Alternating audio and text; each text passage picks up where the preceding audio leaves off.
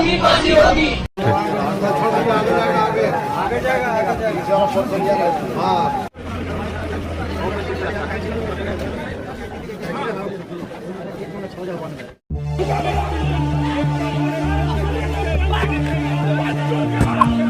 एक लाश और इंसाफ के लिए विदेश तक में हुए प्रदर्शन, 1 महीने बाद भी खाली सीबीआई, जाने तारीख दर तारीख कोलकाता केस।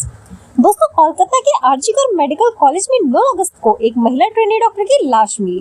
पुलिस ने इसे आत्महत्या बताया, लेकिन परिवार और डॉक्टर्स ने संदेह जताया। मामला हाई कोर्ट और सुप्रीम कोर्ट तक पहुंचा। सीबीआई जांच जारी है, लेकिन अभी तक स्पष्टता नहीं आई है। आरजीकर मेडिकल कॉलेज में 9 अगस्त की सुबह हर रोज की तरह थी। मरीजों का आना जाना का सिलसिला जारी था। डॉक्टर्स ड्यूटी पर थे, मरीजों का इलाज चल रहा था। कुछ दर्द से चीख रहे थे तो कुछ के तमीदार अपने मरीजों के दर्द को देख रहे थे। मरीजों का दर्द ठीक करने वाले डॉक्टर्स को अंदाजा ही नहीं था कि उन्हें एक बहुत बड़ा दर्द मिलने वाला है, ऐसा दर्द जो शायद वे जिंदगी भर नहीं भूल सकेंगे। 9 अगस्त 2024 की वह भयावह सुबह थी जब मेडिकल कॉलेज के सेमिनार हॉल में एक महिला डॉक्टर की लाश मिली। महिला ट्रेनी डॉक्टर चेस्ट रोग विभाग में थी। 8 अगस्त की रात को सामान्य दिनों की तरह ही वह ड्यूटी पर गई। देर रात साथियों के साथ बैठकर खाना खाया और मैच देखा। उसके बाद सेमिनार हॉल में तड़के आराम करने के लिए चली गई और सुबह आई उसकी आत्महत्या करने की खबर। आत्महत्या के दावे पर उठे सवाल। डॉक्टर के आत्महत्या की खबर उड़ते ही वहां डॉक्टरों की भीड़ जमा हो गई। पुलिस को सूचना दी गई और महिला का बात कही गई। हालांकि परिवार को यह बात समझ नहीं आ रही थी कि जिस बेटी ने उनसे रात को अच्छे से बात की वह खुश थी, अचानक वह आत्महत्या कैसे कर सकती है। लाश की हालत देखकर किसी को नहीं लग रहा था कि ये आत्महत्या है। फैलता गया गुस्सा, मामला संदिग्ध था। खबर फैलती गई और डॉक्टर्स पुलिस की कार्रवाई पर असंतुष्ट थे। डॉक्टर का परिवार भी इसे आत्महत्या मानने को राजी नहीं हुआ। आखिर रात वह बवाल होता रहा। लगभग 10 घंटे के बाद पुलिस ने इस मामले में एफआईआर दर्ज की। पोस्टमार्टम हुआ तो रेप के बाद हत्या का मामला सामने आया। उसके बाद कोलकाता डॉक्टर्स केस पूरे देश में चर्चा का विषय बन गया। 9 सितंबर को कोलकाता डॉक्टर केस के 1 महीने पूरे हो गए। मामला इस दौरान कोलकाता हाई कोर्ट से लेकर सुप्रीम कोर्ट तक पहुंचा। सीबीआई मामले की जांच कर रही है, लेकिन अभी तक एक घटना को लेकर तस्वीर साफ नहीं हुई है।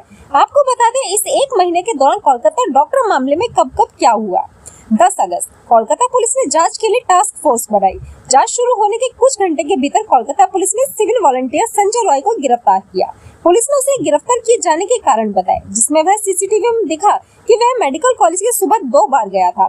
घटनास्थल से संजय रॉय का ब्लूटूथ भी मिला और ये दावा किया गया। 11 अगस्त मामले में पुलिस और आरजीकर मेडिकल कॉलेज के जिम्मेदार अफसरों पर आरोप लगे। डॉक्टर का प्रदर्शन तेज हुआ। उन्होंने आरोप लगाया कि प्रिंसिपल डॉक्टर संदीप घोष मामले में कुछ छिपा रहे हैं। उनके खिलाफ एक्शन की मांग तेज हुई। 12 अगस्त मेडिकल कॉलेज के प्रिंसिपल डॉक्टर संदीप घोष गिरते नजर आए तो उन्होंने अपना इस्तीफा दे दिया। उन्हें गिरफ्तार करने की मांग तेज हुई। लगातार प्रदर्शन जारी रहा। 13 अगस्त मामला कोलकाता हाई कोर्ट पहुंचा। सुनवाई हुई और हाई कोर्ट ने गंभीर सवाल उठाए। आखिर मामले में पुलिस की संलिप्तता को देखते हुए केस सीबीआई को ट्रांसफर करने का आदेश हुआ। 14 अगस्त मामले में राजनीति शुरू हुई। कांग्रेस राहुल गांधी ने भी केस में स्थानीय प्रशासन पर सवाल खड़े किए। ममता बनर्जी सरकार चौतरफा घिर गई। टीएमसी के नेताओं ने भी सवाल खड़े किए। बीजेपी पर हमला हो। 15 अगस्त तड़के कई जगहों पर महिला संगठनों और सिविल सोसाइटी से जुड़े लोगों ने प्रदर्शन किया। रिक्लेम द नाइट का नारा देकर हजारों महिलाएं सड़क पर उतर आई। मेडिकल कॉलेज परिसर में धरने पर बैठे डॉक्टर्स पर हमला किया गया। उनका धरना स्थल तोड़ दिया गया। अस्पताल परिसर में घुसकर तोड़फोड़ हुई। मामला और तूल पकड़ने लगा। पीएम मोदी ने भी स्वतंत्रता दिवस के भाषण में कोलकाता डॉक्टर केस को लेकर दुख जाहिर किया। 16 अगस्त पश्चिम बंगाल की मुख्यमंत्री ममता बनर्जी खुद सड़क पर उतरी। उन्होंने मार्च निकालकर कहा कि वह खुद इस घटना के खिलाफ है। दोषियों के खिलाफ कार्रवाई की जा रही है। ममता बनर्जी ने बीजेपी और सीपीएम पर राजनीति करने का आरोप लगाया। 17 अगस्त सीबीआई ने आरोपियों की फोरेंसिक जांच की बात कही। मामला कोलकाता हाई कोर्ट पहुंचा और हाई कोर्ट ने पुलिस और सरकार को जमकर सुनाई। हाई कोर्ट ने यहां तक कहा कि मरीजों के शिफ्ट करके आरजीकर मेडिकल कॉलेज को ताला लगा दे। सीबीआई ने डॉक्टर संदीप घोष को पूछताछ के लिए बुलाया। कोलकाता डॉक्टर केस में परिवार ने इंटर्न और डॉक्टर्स पर शक जताया। पिता ने सीबीआई को दिए 30 नाम दिए। कोलकाता केस के खिलाफ विदेशों तक में प्रदर्शन हुए। 18 अगस्त सीबीआई ने डॉक्टर संदीप घोष से लगातार पूछताछ की। 24 घंटे में सिर्फ उन्हें 1 घंटे का ब्रेक दिया गया। कोलकाता की घटना में 151 ग्राम सीमेन का दावा करने वाले डॉक्टर को कोलकाता पुलिस ने नोटिस दिया। टीएमसी और बीजेपी सांसद को केस में बयानबाजी करने को लेकर नोटिस जारी किया गया। 19 अगस्त राहुल गांधी ने कठुआ 2 कोलकाता में ममता बनर्जी को घेरा। बयानबाजी तेज हुई और सियासत गर्माने लगी। शुभेंदु अधिकारी ने भी ममता बनर्जी पर निशाना साधा। आरजीकर मेडिकल कॉलेज और आसपास धारा 163 लागू कर दी गई। प्रदर्शन, रैली और बैठक करने पर रोक लगा दी गई। 20 अगस्त कोलकाता केस को सुप्रीम कोर्ट ने स्वतः संज्ञान में लिया। देश भर में डॉक्टरों और मेडिकल स्टाफ की सुरक्षा के अभाव पर चिंता व्यक्त की और एक नेशनल टास्क फोर्स बनाई। सीबीआई को पॉलीग्राफ टेस्ट की अनुमति मिली। बंगाल के राज्यपाल अमित शाह ने मुलाकात कर बंगाल के मुद्दे पर चर्चा की। 21 अगस्त आरजीकर मेडिकल कॉलेज की सुरक्षा सीआईएसएफ ने संभाला। 2 एसीपी समेत 3 सस्पेंड किए गए। डॉक्टर्स ने घटना के खिलाफ मार्च निकाला। छात्रों के विरोध के बाद नए प्रिंसिपल सहित 3 अधिकारी बर्खास्त किए गए। 22 अगस्त संजय रॉय की साइको एनालिटिक रिपोर्ट सामने आई। बंगाल के स्वास्थ्य विभाग में लॉबी के लिए काम होने की बात सामने आई। मेडिकल कॉलेज की प्रिंसिपल ने आईएमए से कई दंग करने वाले राज खोले। ममता बनर्जी ने पीएम मोदी को लेटर लिखा। 23 अगस्त संजय रॉय का केस लड़ने के लिए कोई वकील नहीं तैयार हुआ, लेकिन कभी तो सरकार का नाम सामने आया जो संजय रॉय का केस लड़ रही है। डर और खौफ से आरजीकर के हॉस्पिटल खाली होने लगे। 24 अगस्त Kolkata doctor rape murder case में 7 लोगों का पॉलीग्राफ टेस्ट शुरू हुआ। मुख्य आरोपी का जेल में ही पॉलीग्राफ टेस्ट किया गया। 25 अगस्त कोलकाता में संदीप घोष के घर और ठिकानों समेत 14 जगहों पर सीबीआई की छापेमारी हुई। डॉक्टर संदीप घोष का दूसरी बार पॉलीग्राफ टेस्ट हुआ। 26 अगस्त पश्चिम बंगाल छात्र समाज ने सीएम ममता बनर्जी के इस्तीफे की मांग की और नबन्ना मार्च का आह्वान किया।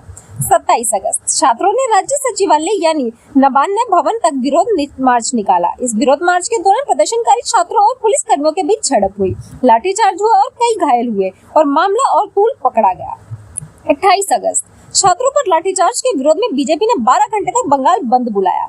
टीएमसी ने आरोप लगाया कि बीजेपी राज्य और अराजकता फैलाना चाहती है। 29 अगस्त पुलिस ने डॉक्टर के माता पिता का बयान दर्ज किया। उन्होंने अस्पताल प्रशासन से बातचीत की, रिकॉर्डिंग भी सीबीआई को सौंपी। 30 अगस्त ममता बनर्जी ने पीएम मोदी को दूसरा खत लिखा। 31 अगस्त अधीर रंजन चौधरी ने ममता बनर्जी सरकार पर आरोप लगाया कि उन्होंने डॉक्टर के माता पिता को घर से नजरबंद करके रखा है। 1 सितंबर सीबीआई ने डॉक्टर संदीप घोष को गिरफ्तार कर लिया। अस्पताल के सामान आपूर्ति वाले 2 ठेकेदार विप्लव सिन्हा और सुमन हाजरा को भी हिरासत में लिया गया। घोष का बॉडीगार्ड अली खान भी गिरफ्तार हुआ। 2 सितंबर ममता बनर्जी सरकार ने पश्चिम बंगाल विधानसभा में सर्वसम्मति से अपराजिता महिला और बाल विधेयक 2024 पारित किया। 3 सितंबर केंद्र सरकार ने सुप्रीम कोर्ट का रुख किया। ममता सरकार को अपने नेताओं के विरोध का सामना भी करना पड़ा। संदीप घोष की सीबीआई हिरासत में भेज दिया गया।